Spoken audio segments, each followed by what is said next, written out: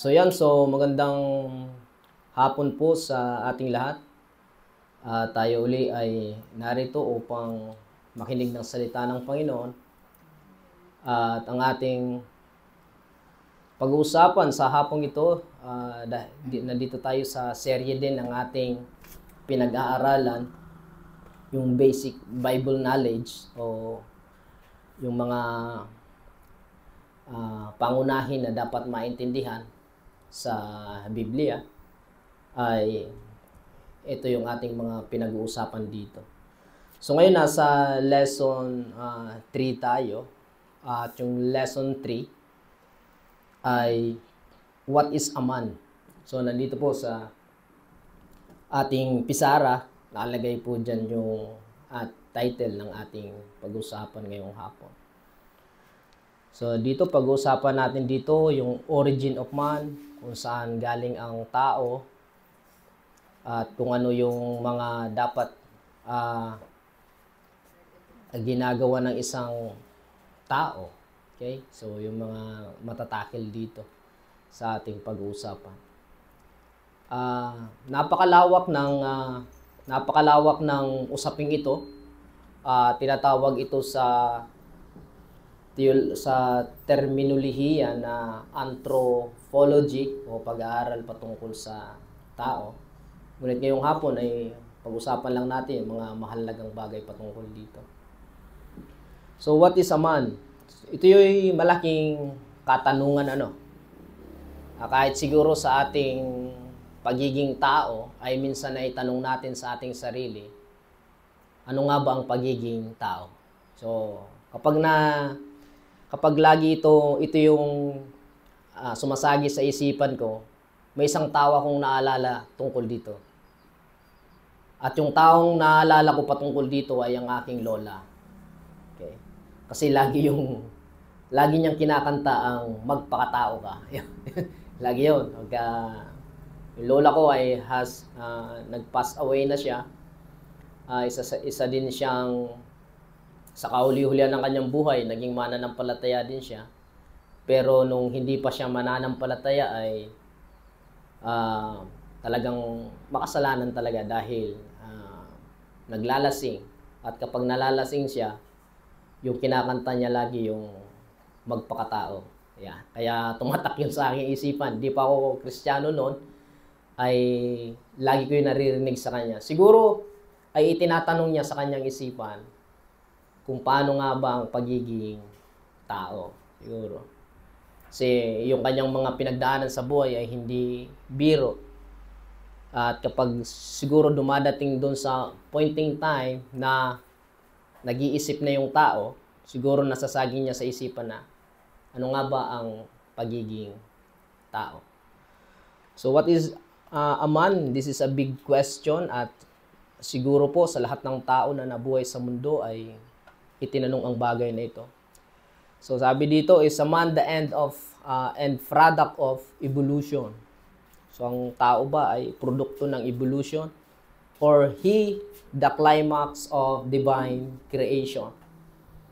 The answer to this question has profound and far-reaching effects on our understanding of the origin and meaning of life. So makikita natin ang sagot dito ay mayroong epekto kung saan nga ba talaga galing ang orihinal na kahulugan ng buhay. On morals, behavior, on the state of society, and our outlook for the future, including eternity. So kasi nasa tao ito yung tinatawag nating morals, behavior, at kung paano ka mag-act sa society as a human being. At tinitingnan mo siyempre yung future o yung panginaharap, at siyempre kasama dun yung tinatawag na eternity. So, the great majority of people today, so may mga tao lalo na sa mga universities, nakakalungkot dahil may mga nag-hold ng first view na ang tao ay came by evolution. Ng tao daw ay came by evolution. And I think ito ay itinuturo sa mga bata sa science about kung saan galing ang tao. This is the opinion of so-called intellectuals. So, mga matatalino, scientists, and university professors, and even many theologians ay minagold sa ganito, in seminary, Bible college professor, and pastor. In almost all schools, colleges, and universities throughout the world. So, ito po ay sa buong mundo. The philosophy or theory of evolution is accepted, taught, and propagated as established fact, so much that the average man in the street today believes that he has descended from apes or some ape-like animal. So, ito po yung nakakalungkot, dahil itong katuruan ito, itong opinion na ito, or itong theory na ito, ay tinanggap na ng nakakarami.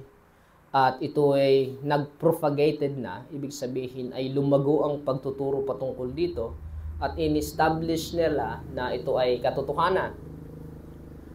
So kaya yung mga tao na nasa lansangan ay minsan, not dito sa Pilipinas, but ang ating kasing tinatakel ay ito yung pangkalahatan.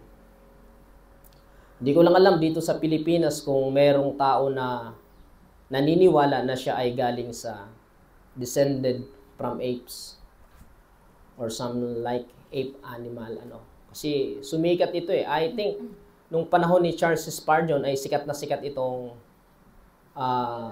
tinatawag na evolution. So kaya nga merong mga preaching si Charles Spurgeon na nire-refute niya itong mga paniniwalang ito.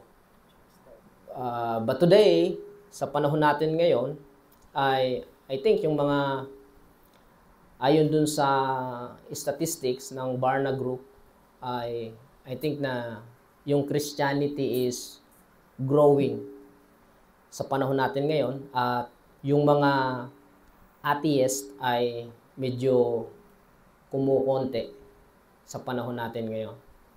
And most of the Gen Z ay nag-i-involve sila sa mga religious activities. At nakakatuwang balita yon ayon sa survey. At yung tinitiyak na lang natin dito, if talagang itong mga nagki-claim na sila ay Christian, ay talagang namumuhay bilang mga Kristiyano. Kasi napakadali lang namang sabihin na I am a Christian. Pero pagka tinignan natin yung buhay, saka lang natin makikita kung talaga bang sila yung mga totoong Kristiyano. So however, itong bagay na ito na ating pinag-usapan, what is a man, ay popular ang opinion na tinatawag na paniniwala doon sa evolution. So it's being equated with the higher learning and science. What alternative is there for the average person to think otherwise go against the massive current? So many Christians, therefore, surrender to this godless philosophy and in pseudomy. So merong mga Kristiyano din na napaniwala sa mga ganito, nagresulta ito ng kawalan ng kanilang pananampalataya. Katulad ng tinatawag nating neo-evangelicals na who have compromised their faith by marrying godless evolution with the existence of God.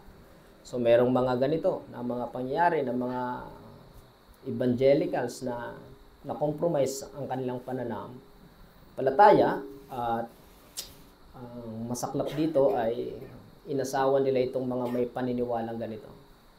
So the compromised position of this professing Christian is known theistic evolution.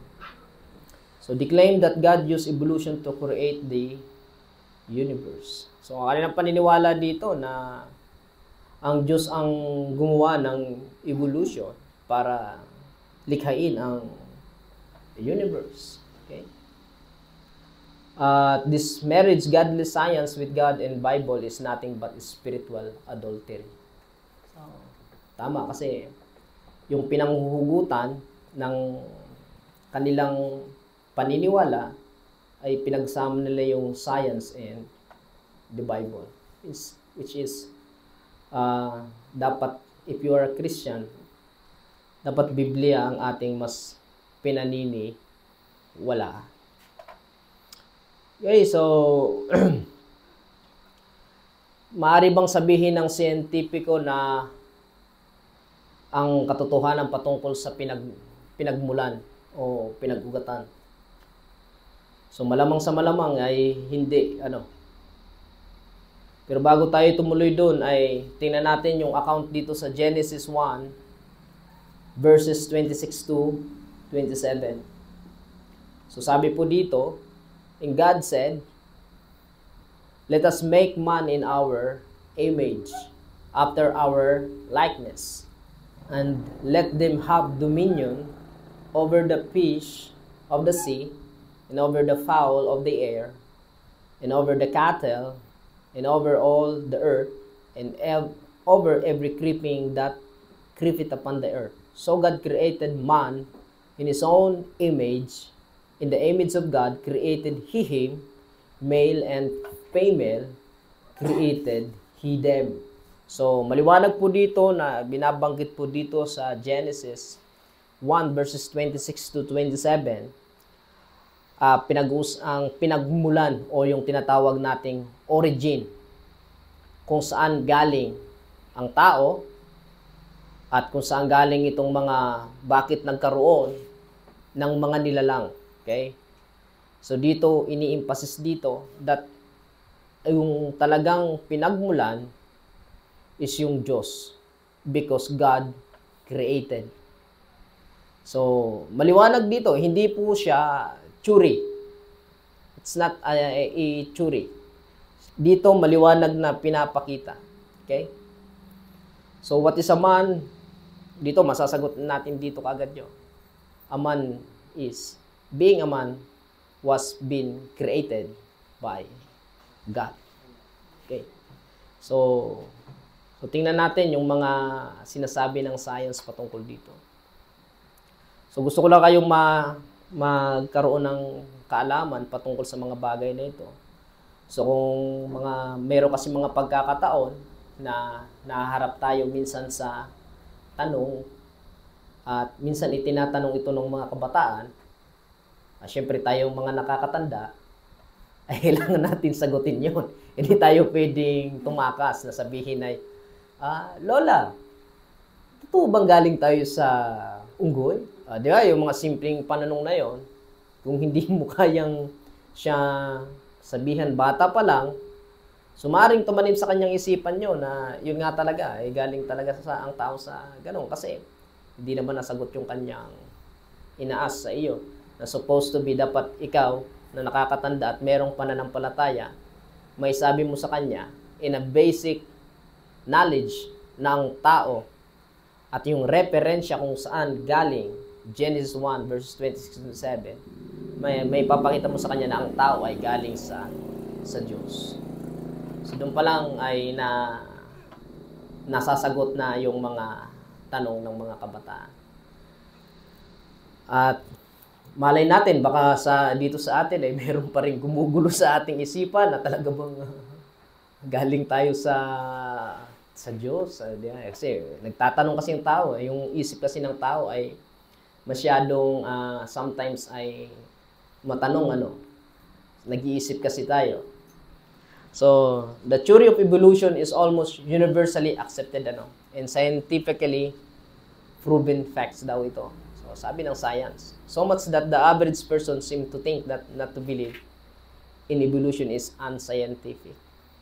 Pero ito yung nakakatakot ito. This is the most dangerous attitude of mind and must not be allowed to go unchallenged. Ito yung nakakatakot na pag-iisip ng isip. Okay? What is science? So, ano nga ba ang science? So, sabi ng Chambers 20th Century Dictionary, dinidefines ng science is knowledge ascertained by observation and experiment. Yung scientific daw, ay yung science daw, ay ito daw ay kaalaman na nagpapatungkol sa naobserbahan at na-eksperimento. Okay, yun daw yung science. And critically tested. Okay, na merong pagdaan sa mga pag-test and systematized and brought under general principle. At may mga prinsipyo ding pinagdaraanan at pinanghahawakan. So if evolution is a science, it must conform to this definition and its requirements. Kung yung evolution daw ay science, so kailangan dumaan ito dito sa tinatawag nating ibig sabihin ng tinatawag na science. So science can study by observation. So ang science ay napapag-aralan sa pamamagitan ng pag-obserba at pag-eksperimento. Present day, physical phenomenon process. So yung mga phenomenon process, it cannot study events which took place a long time ago. So according to evolutionists, eons of time ago, hundreds of millions and billions of years ago. So ito mahirap itong i-reconcile, ano?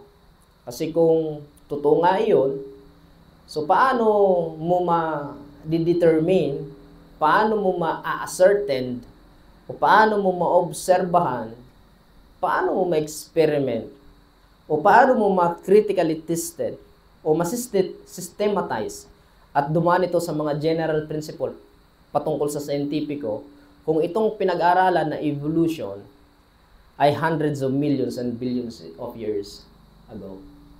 So, doon pa lang madidebunk na kaagad yung kanilang theory patungkol sa bagay nito. So, express another way, so prehistoric events and physical process which brought the earth and all life into existence cannot be studied by scientific methods today. Tama. Hindi siya pwedeng pag-aralan ng mga scientifico, lalo na itong earth and all life into existence. Paano mo padadaanin ito sa science, ano? Paano mo ito ma-determine, ma-ascertain itong mga bagay na ito? So to evaluate prehistoric events by applying our knowledge of present day process and phenomena, so is not science. Every honest scientist will agree to this statement na ng katotohanan iyon, pag tinignan natin, mag-agree sila na talagang hindi kayang paliwanag ng scientifico itong mga bagay na ito. So, yun lamang ay pagkalkula, speculation. At ang nakakalungkot na worst na pwedeng mangyari doon sa pagkakalkula ay dumaan sa tinatawag nating deception. O na-deceive na dahil doon sa ganong paniniwala. So we therefore conclude that evolution is not a science, it is a speculation, not facts. So hindi siya totoo talaga. Sabi ng science, totoo daw, pero hindi siya totoo. So, science cannot tell us anything about origins. Hindi pwedeng sabihin ng science yung pinagmulan. Hindi niya pwedeng hindi niya pwedeng mas maipaliwanag niya sa pamagitan lamang ng scientifico. Kailangan ng salita ng Diyos. Mas malinaw doon sa sinabi ng salita ng Diyos. It is a word. It is a word. Hindi siya ginamitan ng magnifying glass that kita mo, gumagalaw, may cell. Okay, ito yung ano. So, lagay natin dito. Okay, siya naging bang kulay niya. Okay, so, because science it is an observation. But pag tinignan natin dito sa word ni Lord, it is clear, the clarity, the simplest na kayang i-attain ng isipan ng tao ay pinapaliwanag ng Diyos na ang tao ay galing sa Kanya. Hindi mo kailangan gumamit ng mga napadaanin pa ito sa mga prinsipyo na kung ano-ano pa. Dahil nandun, malinaw na malinaw. At kung pag-usapan natin kung paano in-explain ng Bible kung paano, di ba? Kumuha ang Diyos ng alabok. Inulma niya. At kanyang binigyan ng espiritu at naging buhay. And that's it. Hindi mahirap siyang isipin. Napakadali niyang isipin. At kung ikaw ay bukas lamang dito sa bagay na ito, you can say na talagang ang tao ay galing sa Diyos. Perfect ang pagka-design sa Kanya.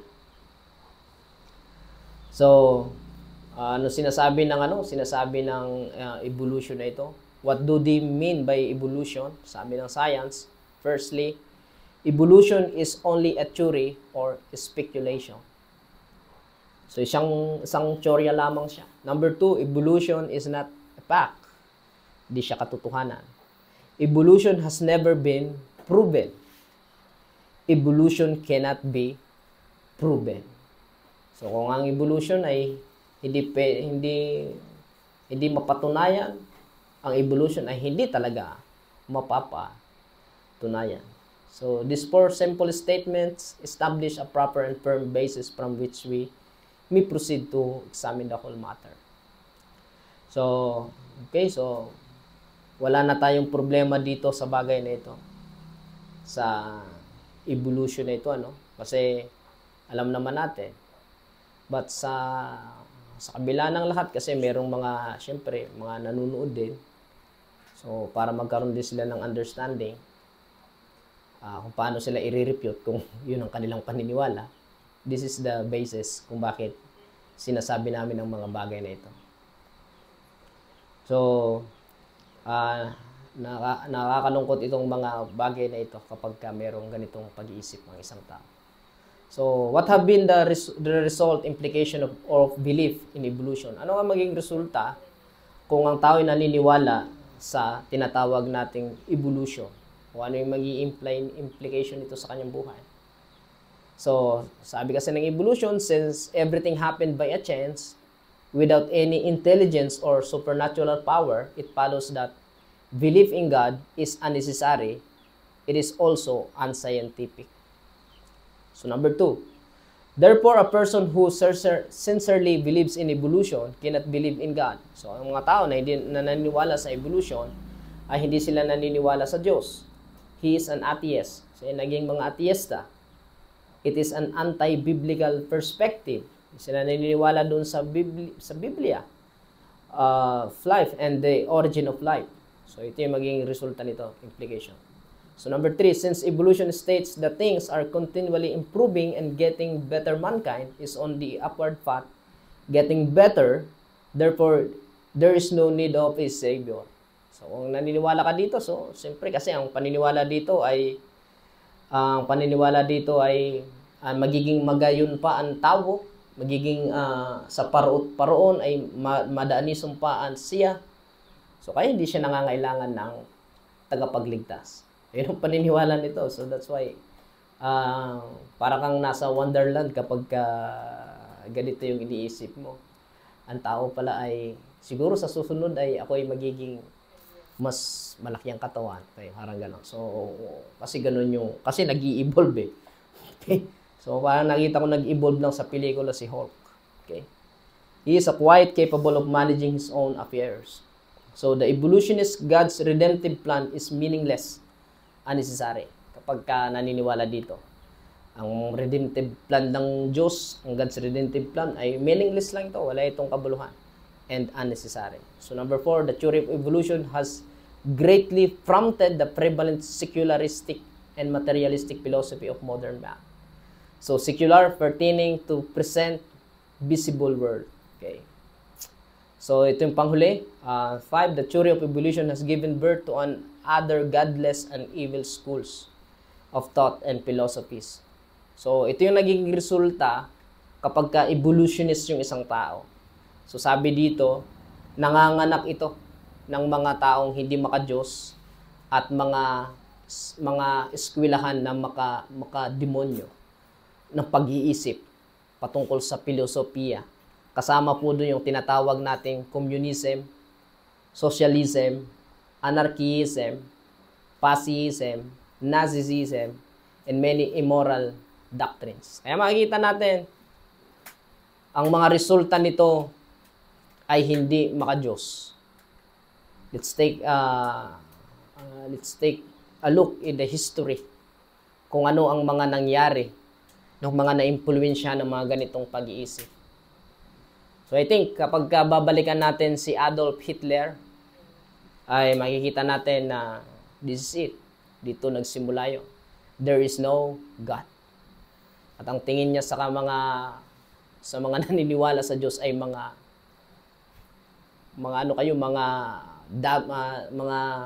tawag diyan, basura lang kayo. Kaya dapat kayong alisin. Kasi kayo, sa kanya kasi, kayo lang nagpapagulo. Nagpapagulo. Wala ngang Diyos eh. Okay? It has also spawned immoral, lascivious societies and their human beings behave like beasts. So, ang mga tao ay ganito. So, magbe-behave talaga na parang mga hayop ang tao kasi walang tinitingnan moral na absolute moral. Tinitingnan na basihan kung saan iakma mo yung moralidad ng tao. Kasi hindi naman naniniwala sa Diyos eh.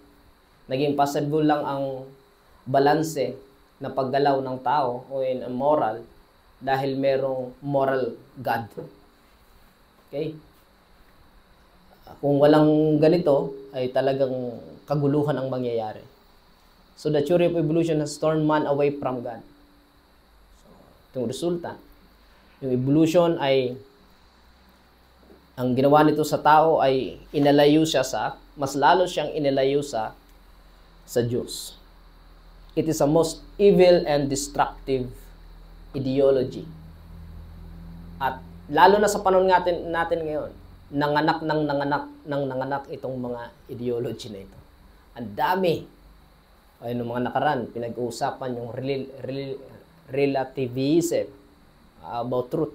So, kita natin na not good itong mga bagay na ito. So makikita natin na ang tao, so the origin of man is, pinapakita natin dito na ang origin of man is came from God. Came from God. In the beginning, God created sequence of creation. So makikita natin yan sa Genesis chapter 1, So merong pagkasunod-sunod. So yung day 1, so makikita natin, yung day 1, angels, heavens. Okay, it was created. Second heaven, outer space or exosphere. And third heaven. Kaya yun. Darkness, light, earth, without form and void. That is in the day 1, the beginning. Day 2, yung firmament or sky. Ito yun. To divide the waters above and below. Okay, so ito na yon. So nagkaroon ng firmament o yung langit, yung paghihiwalay ng tubig. Ito yung tinatawag na first heaven or our atmosphere. Okay? Sa day 3, ito yung earth, yung land, and seas, and oceans, plants, vegetation. Yun sa day 3. Earth, land, seas, ocean, plants, vegetation. Sa day 4, lights of heaven. Okay. Moon, stars in our galaxy. Yun tinatawag nating first heaven. Kaya yung nakikita natin, ngayon, yung langit na yan, tinatawag natin. Fish and fowl. Okay, day 5. And then day 6, beast and creeping things. Tapos dito sa day 6 din, ginawa niya yung man and woman. And day 7, the day of rest. Ang nagpahinga ang ating Panginoon. And Genesis 1 verse 31, sinabi dito, and God saw everything that He had made, and behold, it was very good. A perfect creation. God's handiwork. So, napakaganda ng gawa ng Diyos. Nang makita niya ito, that everything that He had made, na kanyang nilalang, and behold, it was very good. Maganda.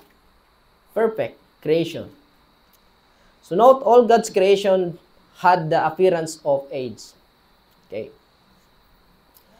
So, ang origin of man, Genesis 1:26 verse 27. And God said, let us make man in our image, after our likeness.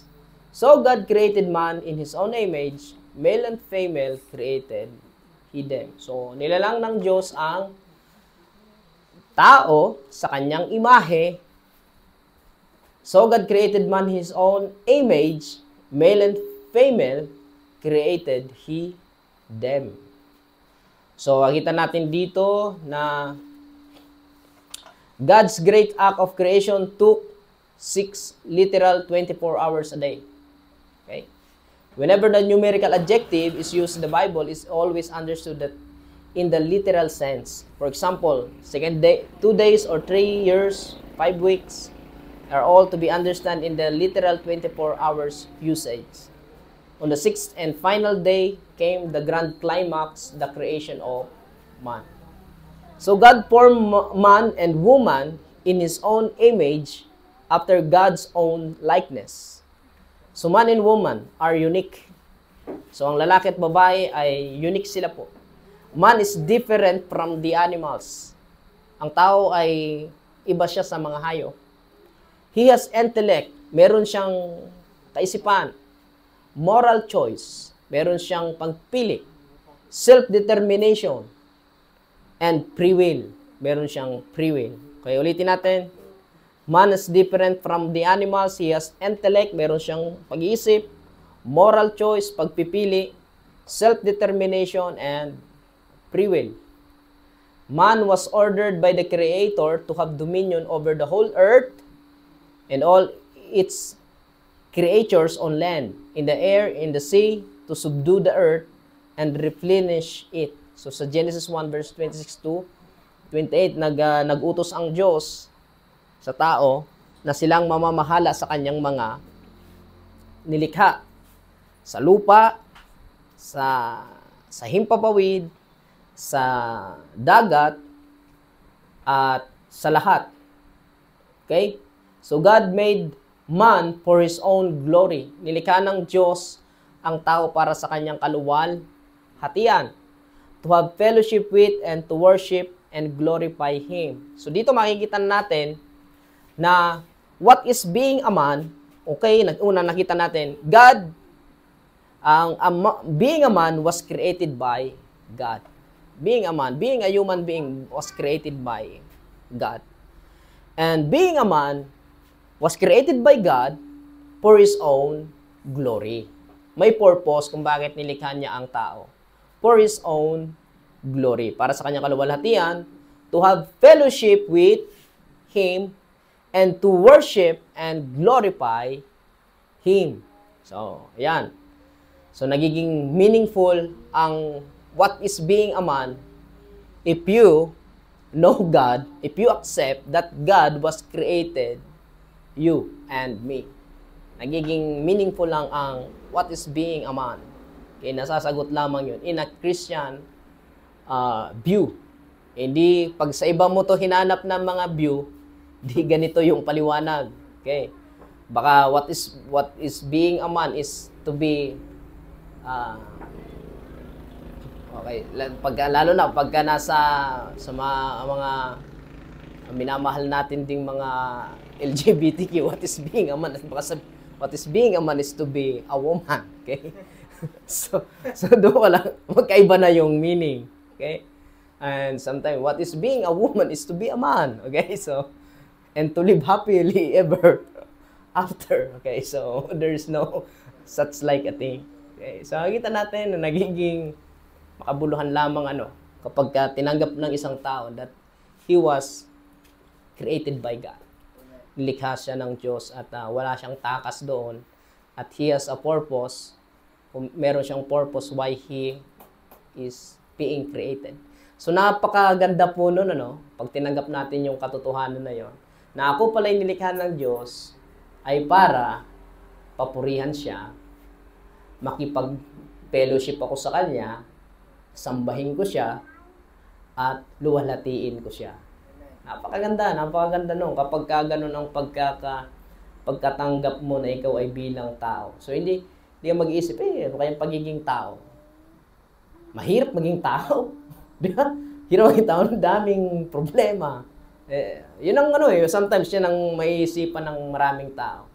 So that's why kapag hindi natin alam itong basic na ito ng isang tao, he end up his life. Kapag dumarating sa kanya yung mga problem sa buhay, na masyadong na-depress or from anxiety, and they think na kapag in-end ko yung life ko, kasi hindi siya nakaakma dun sa totoong kung sino ang Diyos sa buhay niya, akala niya pag tinapos niya ito, ay tapos na ang lahat. And it's wrong. Mali. Kasi hindi ganun ang hindi yung ganun yung origin ng pagkalikha sa iyo ng Diyos. So, tingnan po natin sa Garden of Eden. Malapit na tayo matapos. So, sa Garden of Eden, God entered into a covenant with Adam. Nakipagkasundo siya kay Adan. Okay? So, tingnan natin sa Genesis 2, verses 8, 9, 15 to 17. So, babasahin ko lang po dito. So, and the Lord God planted a garden eastward in Eden, and there He put the man, nilagay niya doon ng tao sa Garden of Eden, whom He had formed, and out of the ground made the Lord God to grow every tree that is pleasant to His sight, and good for food. So, the tree of life also in the midst of the garden, and the tree of knowledge of good and evil. So, nandun din itong puno ng buhay at yung puno ng kaalaman patungkol sa masama at sa mabuti. And the Lord God took the man and put him into the Garden of Eden, okay, to dress it and to keep it. And the Lord God commanded the man, saying, of every tree of the garden thou mayest freely eat. So, lahat ng mga punong kahoy dyan na namumunga, na pwedeng kainin yung bunga, you can eat it. Hindi mo siyang kainin. But of the tree of knowledge of good and evil, thou shall not eat of it. Huwag mong kakainin yun. For in the day that thou eats, na kinain mo yun, thereof, thou shall surely die. Ikaw ay mamamatay. Yun ang sabi ng Diyos. Maliwanag po yan.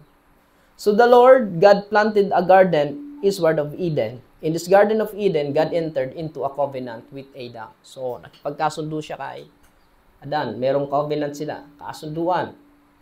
So, yung but of the tree of the knowledge of good and evil, thou shall not eat of it. Okay, huwag mong kakainin yun.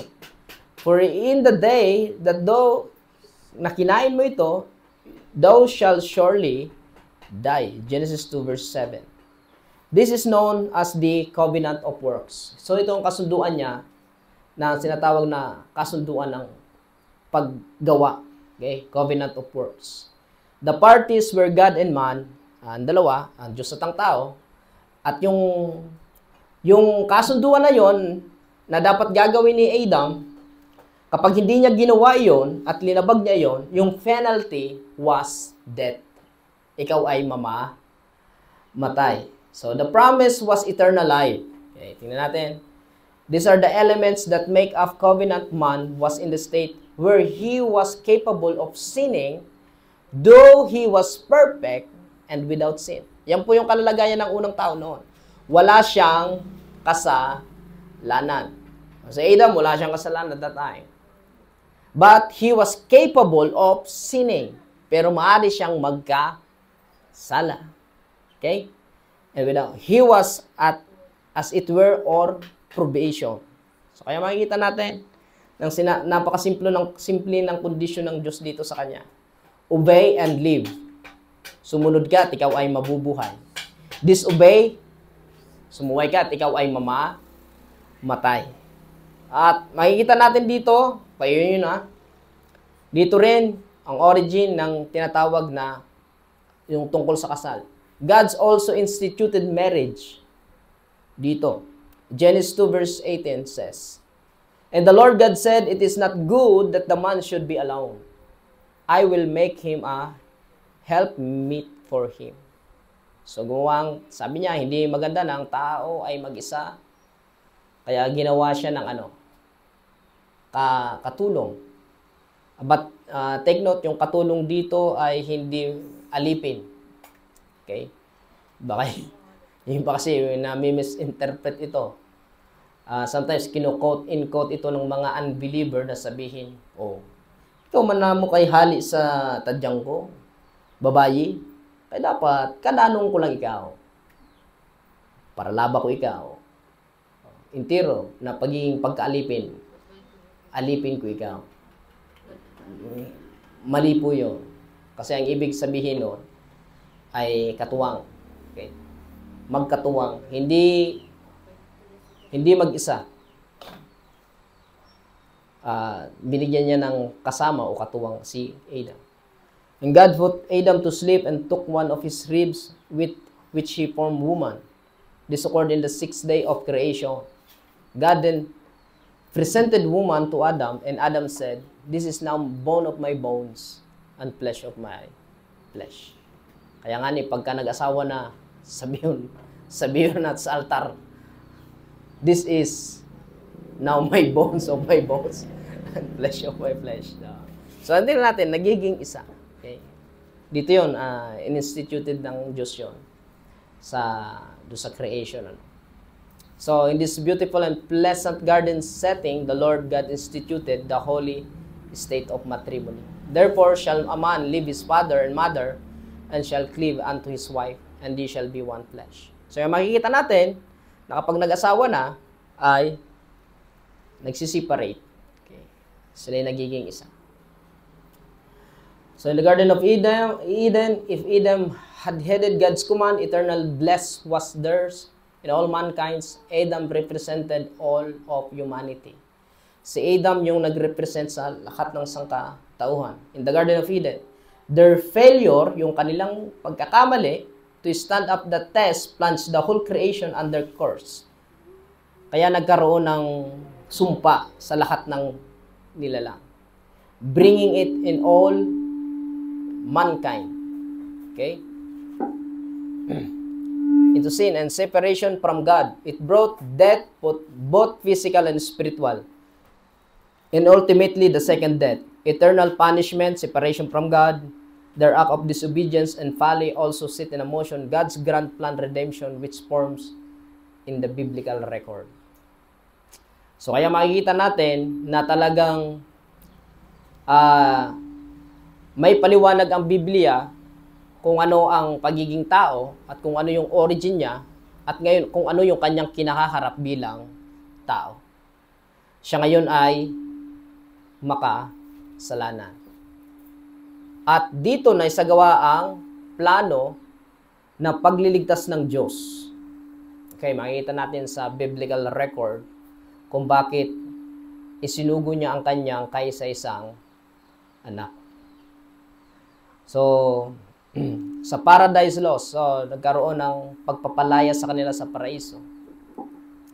So, yung God's enemy, number 1 is Satan, was not long getting into action to mar the beautiful garden scene.